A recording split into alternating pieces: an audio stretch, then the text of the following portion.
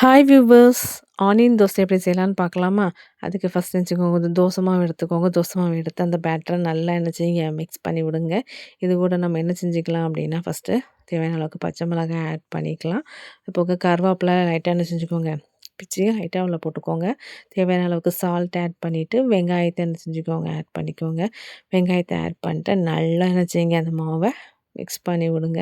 வெங்காயம், மாவு எல்லாம் என்ன ஆகணும் நல்லா மிக்ஸ் ஆகணும்.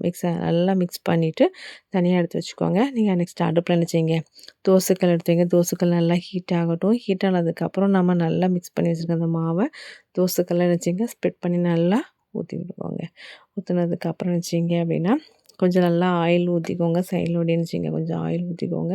ஊத்துனதுக்கப்புறம் 2 பக்கமும் என்ன செய்யுங்க, நல்லா திருப்பி போட்டு வெந்து வந்துருச்சு அப்படின்னு சொன்னாலே ரொம்ப டேஸ்டியான ஆனியன் தோசை ரெடி.